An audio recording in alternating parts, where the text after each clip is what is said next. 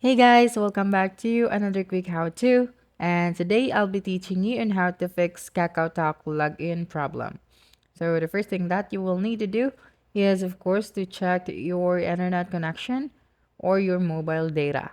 So first you just have to go and check your Wi-Fi if you are connected to a reliable internet provider.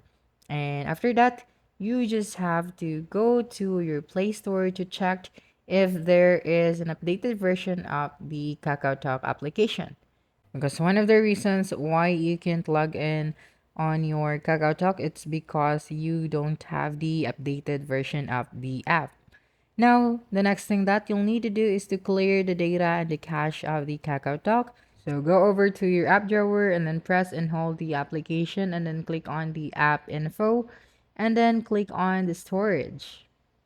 This one right here. And after that, just click on the clear data. Okay, and then clear cache. And after that, you can go back to your KakaoTalk and try to log in. And there you have it. You have fixed the issue. And that's a wrap. Don't forget to like, subscribe, and hit the notification bell for more quick how-to videos next time. Adios.